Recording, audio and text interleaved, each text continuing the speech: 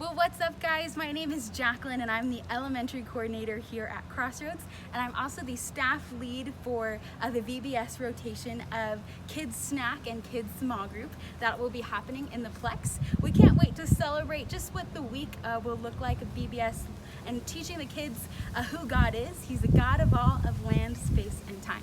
So if you're watching this video, it's probably because you're going to be a small group leader this year, which is such a special role to serve in at VBS. But the most important thing that you want to know as a small group leader when you come to our rotation is what the small group guide looks like. So we're gonna go ahead and go over that right now.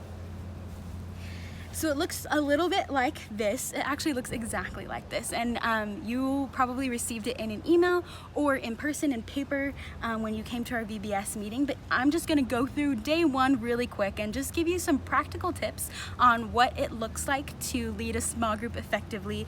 So if you take a look at our VBS the first day, the top section of the paper just has some really good tips on how you should get your group started.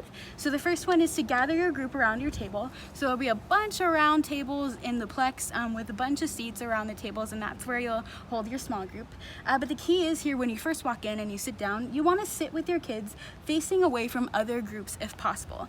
This really helps with the attention of kids, because if they're looking at other groups and their attention is other places, it's not going to be the most effective environment. So you want to try to sit away from other groups if possible.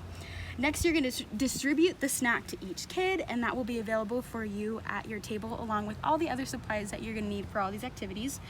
Number three, while the kids are eating their snack, you want to get started with the hook section. So you're going to pop all the way down to this section right here that says hook.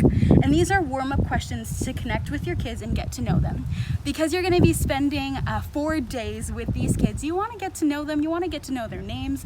You want to get to know what things they're asking for prayer for.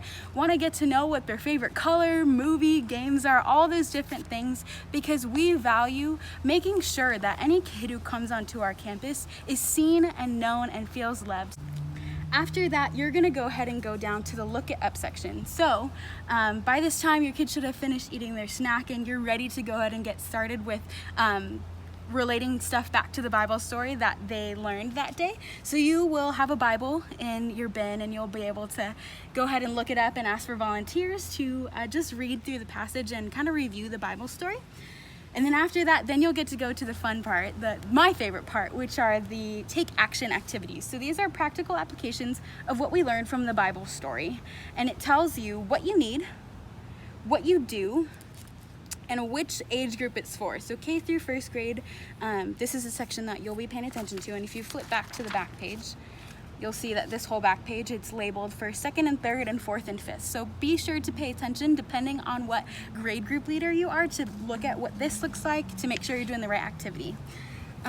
And so again, it just says what you need and what you do, and it gives you a very simple, concise, but detailed way of just going through the activity and leading it with your kids. So what we do recommend is that you take a look at your email or the paper that you have, this little packet that you have, before you come each day, so that you are able to just have a good understanding of what the activities that you're going to be doing for that day. At the end, you will be going through the memory verse for the day, and so the memory verse is listed here.